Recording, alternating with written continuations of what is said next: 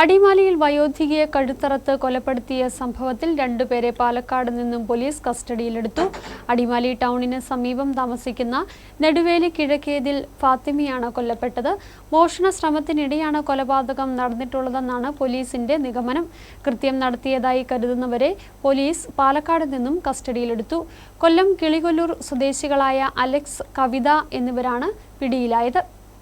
ശനിയാഴ്ച വൈകിട്ട് 7 മണിയോടെയായിരുന്നു കൊലപാതക വിവരം പുറത്തറിയുന്നത്. അടിമാലി ടൗണിന് സമീപത്താണ് ഫാത്തിമ മകനോടൊപ്പം താമസിച്ച് വന്നിരുന്നത്. മകൻ ശനിയാഴ്ച പകൽ പുറത്തു പോയിരുന്നു. വൈകിട്ട് 7 മണിയോടെ തിരികെ എത്തിയപ്പോഴാണ് വീടിനുള്ളിലെ മുറിയിൽ ഫാത്തിമ രക്തത്തിൽ കുളിച്ച് മരിച്ചു കിടക്കുന്നത് കണ്ടത്.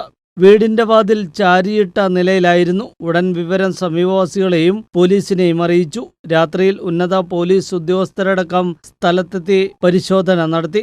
ഫാത്തിമയുടെ കഴുത്തിൽ ആഴത്തിലുള്ള മുറിവുണ്ട്. ഇത് മരണത്തിനിടയാക്കിയതായാണ് വിവരം. മോഷണ ശ്രമമാകാം കൃത്യം നടത്തിയതിന് പിന്നിലെന്നാണ് പോലീസിന്റെ പ്രാഥമിക നിഗമനം. വയോധികയുടെ കഴുത്തിലുണ്ടായിരുന്ന സ്വർണമാല നഷ്ടമായിട്ടുണ്ട്.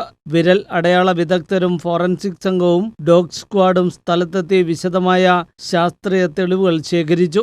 സംഭവത്തിൽ പ്രതികളെന്ന് കരുതുന്നവരെ പാലക്കാട് പോലീസ് കസ്റ്റഡിയിലെടുത്തു. കൊല്ലം സ്വദേശികളായ അലക്സ്, കവിത എന്നിവരാണ് പിടിയിലായത്. ഇവരെ വിശദമായി ചോദ്യം ചെയ്താൽ മാത്രമേ സംഭവവുമായി ബന്ധപ്പെട്ട കൂടുതൽ വിവരങ്ങൾ ലഭ്യമാകൂ എന്ന് പോലീസ് പറയുന്നു. വീട് വാടകയ്ക്ക് തിരയുന്നുവെന്ന രീതിയിൽ സ്ഥലത്തെത്തിയതായി പറയപ്പെടുന്ന ചില അപരിചിതരെ കേന്ദ്രീകരിച്ചായിരുന്നു സംഭവശേഷം പ്രധാനമായും പോലീസിന്റെ അന്വേഷണം. സമീപത്തെ ചില ആളുകൾ നൽകിയ വിവരങ്ങളും മറ്റു ചില സൂചനകളും മൊബൈൽ ടവർ കേന്ദ്രീകരിച്ചുമൊക്കെ പോലീസ് നടത്തിയ അന്വേഷണത്തിന് ശേഷമാണ് രണ്ടുപേരെ കസ്റ്റഡിയിൽ എടുത്തിട്ടുള്ളത്.